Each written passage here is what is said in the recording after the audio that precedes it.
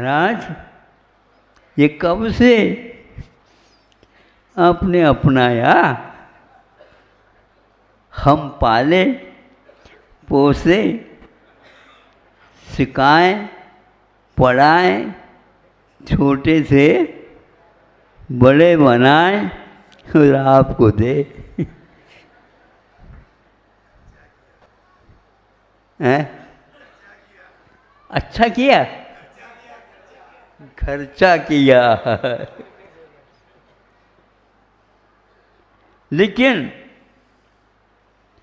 जब इसका मर्म समझ में आ जाता है तब उस व्यक्ति को समझ में आ जाता है ये सब क्या है। वैराग्य मेवा भयम, भर्तृहरि ने वैराग्य शतक में लिखा है, यदि कोई अभय है संसार में तो केवल वैराग्य ही है।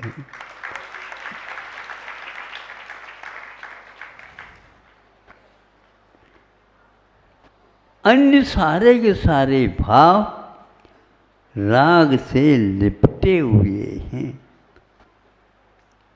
देखने में आए या नहीं आए, वैराग्य नहीं हो रहा या सिद्ध कर रहा है। इनके बीच में भीतर कहीं न कहीं वह राग चिपका हुआ है, वह बाहर नहीं आ सकता तब तक जब तक कि 12 भावनाओं का चिंतन भीतरी भाव से जो करता है। तीर्थंकर जन्म से कभी भी नहीं किया 12 भावनाओं का चिंतन। 12 भावनाओं का चिंतन किया नहीं और चौखट से बाहर आए। और आप चौखट को देहरी बाहर नहीं आ सकते। बाहर जाते समय गए तो पूछा जाता है कहाँ जा रहे हैं, कब आओगे? विश्वास नहीं होता तो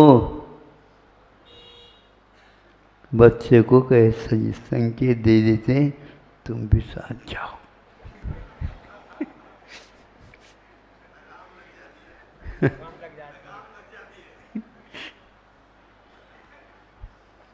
घर कारागृह है, वनिता वेदी,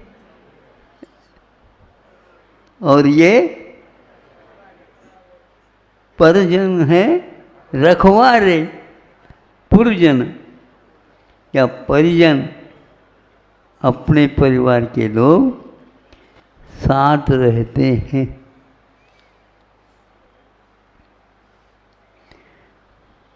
नेता कोई चले तो पुलिस हो जाते साथ, थोड़े से पीछे बने रहे, लेकिन कोई उस परिधि में घुस नहीं सकता। कभी कभी ऐसा लगता है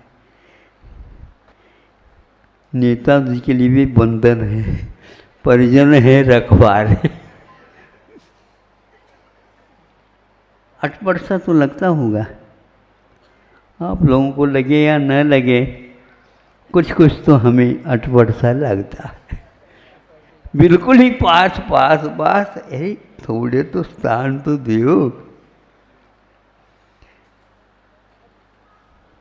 उसके बिना है नहीं। तो हम तो ये सोचते हैं अनेकांत की उपासना बहुत अच्छी है, आप रहेंगे साथ तो हमारा अनेकांत पल जाएगा।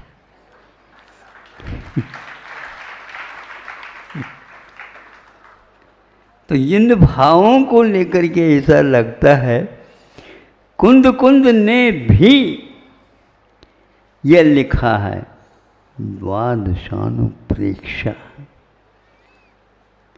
अनुप्रेक्षा अन्य सभी के लिए उन्होंने पुनरावृत्ति की बात नहीं कही, किंतु मुहुर्मुहुर् चिंतनम अनुपेक्षा, बार बार चिंतन करना चाहिए, यही एकमात्र अनुप्रेक्षा कहलाती। ऐसे भावों का एक प्रकार से उद्भव होना अन्य किसी ग्रंथों के वाचन से, स्वाध्याय से नहीं होता। 12 भावनाओं के चिंतन ध्यान की एक सहेली जैसी है, छोटी बहन जैसी है। इसके लिए निषेध नहीं किया, बल्कि अनुप्रेक्षा को उसका कारण उसके पीछे पीछे होने वाली भूमिका के रूप में स्वीकार किया।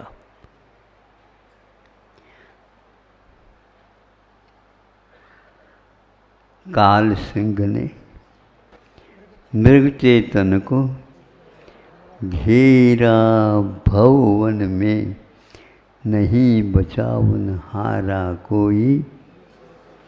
बस स्वयं नहीं समझे, मंगत राय भी यूं समझो मन में। उससे भी कठिन एक प्रकार से अनुभूति है, तो मृत्यु के समय में, किंतु जो 12 भावनाओं का चिंतन करता है, मृत्यु को भी डर लग जाता है। यह व्यक्ति ऐसा कभी भी हमारे काबू में नहीं आने वाला। उसे रहस्य पूरा का पूरा रहस्य खुला हुआ है। भवने वने वा, चाहे भवन हो चाहे वन हो, उनके लिए कोई फर्क नहीं पड़ता। यह संयम की सीढ़ियों के ऊपर पैर रखने का एक प्रतिफल है। ये होगा, एक एक एक एक एक एक एक सोपान ऊपर ऊपर जाएंगे, नीचे का कुछ भी मूल्य नहीं रखता है। तीर्थंकर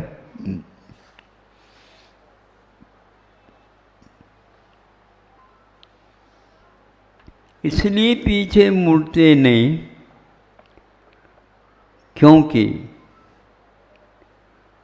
पीछे मुड़ने से सामने का दृश्य समाप्त होता है, और सामने देखने से पीछे का दृश्य गायब हो जाता है। यहाँ तक कि नासा की ओर, उसके अग्रभाग की ओर देखने से आजू भी गायब और बाजू भी गायब। जिस समय आप बाजूबंद पहनते हैं ना, उसकी ओर देखोगे तो उस समय आपके सामने कौन आ रहा ये पता नहीं। और सामने देखोगे वो बाजू बंद ही नहीं दिखता, दिखना बंद हो जाता है। वो किस काम का है भैया बताओ? महाराज वो अपने लिए देखने योग्य नहीं है। क्या है बोलो? दिखाने योग्य है। आपके प्रत्येक श्वास दिखाने योग्य है, खाने योग्य है ही नहीं। इसीलिए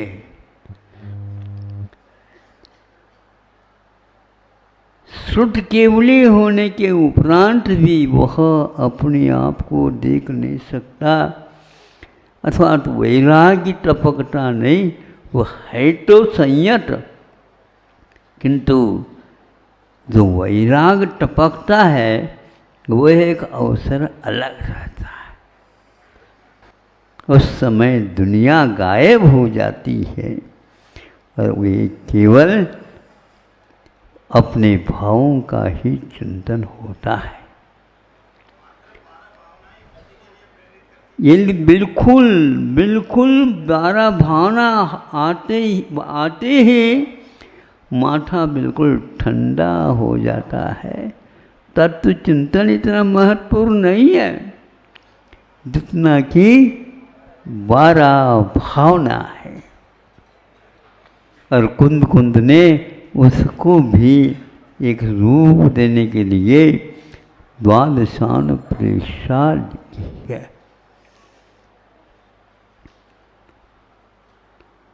किसी भी उनके ग्रंथ में अंत में अपना कोई भी नामोल्लेख नहीं किया उन्होंने, और यहाँ पर उन्हीं ग्रंथों को छाप करके सर्वाधिकार सुरक्षित है। कोई कॉपीराइट, क्या है कॉपी है? हाँ, मतलब पेटेंट, इसको दूसरा कोई भी हाथ नहीं लगा सकता। भारतीय कोई वस्तु है और अमेरिका चावल के ऊपर पेटेंट करने जा रहा था, उन्होंने कहा भारत ने ये हमारे देश की बीज है, तुम इसको पेटेंट नहीं कर सकते, तो छोड़ दिया बताते। व्यापार सौदा, बस दाम बढ़ते चला जाए, दम भले घुट जाए, चल जाए, रखोगे कहाँ पर उसको? तो चक्रवर्ती भी क्षय समय दृष्टि हो करके, तीर्थंकर भी, सबको तीर्थंकर प्रकृति का बंधन करते हुए भी वो वैराग्य फाट एक बार मुख में आया ही नहीं। इसका साक्षी लोकांतिक देवों का आवागमन। आप लोग आकर के भर करके बैठ जाए उस समय नहीं, फिर उस समय जो परिजन है रखवारे, यह कितने भी रखो आप, उसकी प्रति उनका कोई भी लगाव नहीं रहता। महाराज ये कुछ समझ में नहीं आता। इस प्रकार वैरागी के काल में उनको चलते हुए ही जाना चाहिए था।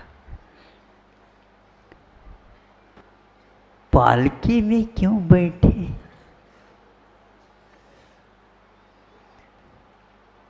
जंगल में जब जाना है, पालकी में क्यों बैठे? बैठना पड़ा। 12 भावना में इतने वो निमग्न हो गए। संभव है जैसे कोट वगैरह भी पहनाते हैं ना सेठ साहूकारों को, और वो उसमें हाथ डालते ही एक बार इसमें हाथ डालते, जैसे छोटे बच्चों को पहना रहे हैं। नहीं, ये आवश्यक है,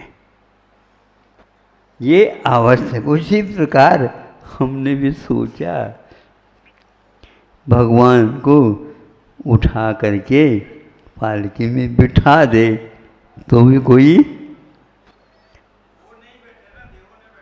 हाँ वही तो हमने कहा।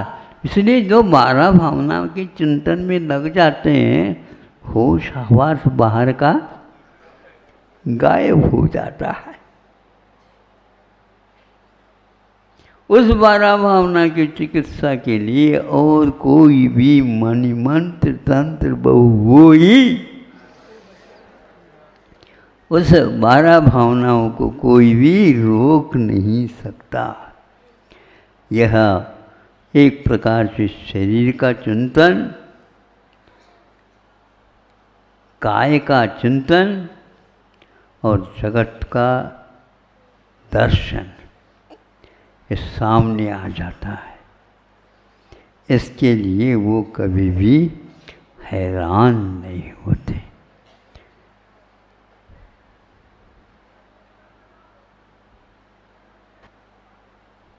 वो चक्रवर्ती कहाँ गए, कहाँ गए वे चक्री?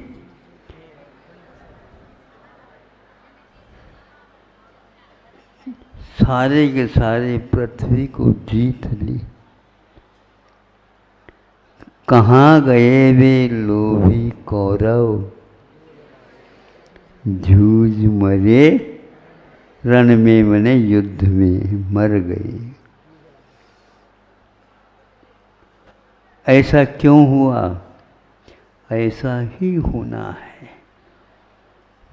उससे पूर्व में इन्होंने और कहा ये सब क्षणिक हैं, बुलबुले हैं।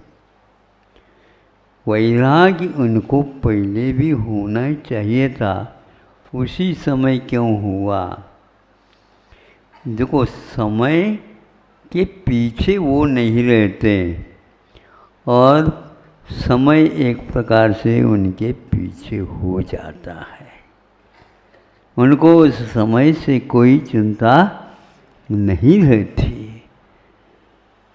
ये आप लोग घड़ी बांध करके समय को भी बांधने का प्रयोग किया, लेकिन आज तक समय आपसे बंधा ही नहीं। चाबी भले देते रहो, बार बार ताला खुलने वाला नहीं है, क्योंकि उस ताला का वो वस्तुतः चाबी है ही नहीं। चाबी तो वही कहलाती है तो ताला को खोल दे। आपका अभी तक घर से बाहर नहीं निकलने का कारण यही है। कुंदाचार्य कहते हैं इन लोगों को 12 भावनाओं का कोई भी रहस्य ज्ञात नहीं।